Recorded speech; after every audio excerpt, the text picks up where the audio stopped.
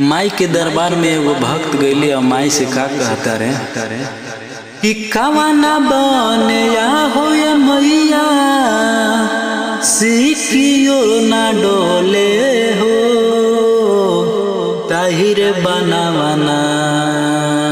कि कवना बनिया हो मैया कि कवना बनिया हो मैया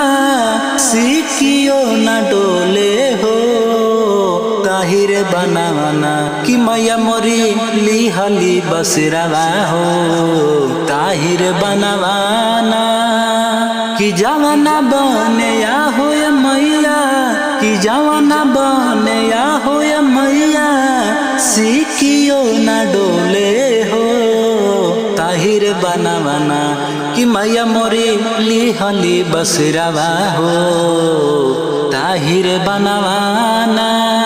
कि खुलते मंदिरवा लागे कि खुलते मंदिरवा लागे मूर्तियों लागी बोले हो ताहिर बनावना कि मैया मोरे लिहली बसरावा हो कि ताहिर बनावाना कि पनामा से पातर फूलवा से नाजुक बाटे माई महरनिया रे कि पनामा से पातर फूलवा से नाजुक बाटे माई महरनिया रे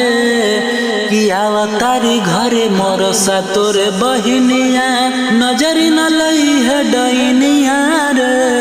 कि आवतारी घरे मोर सा तोरे बहिनिया नजरी न लई है डैनिया रे कि निमके पतैया डोले अड़हुल के फुलावा बोले कि निमके पतैया डोले अड़हुल के फुलावा बोले कि मलिनिया करू तैयारिया या झुमैया है हो कि मलिनिया करू तैयारिया या झुमैया है हो कि गाँव के डगरी न डगर बहारे नगर बा खुशहाल हो कि गाँव में घर मैया है सजल बा पूजा के थाल हो कि गाँव के डगरी न डगर बहारे नगर बा खुशहाल हो कि गाँव में घर मैया है सजल बा पूजा के थाल हो कि सोनू नागेंद्र यही है माई के पचारा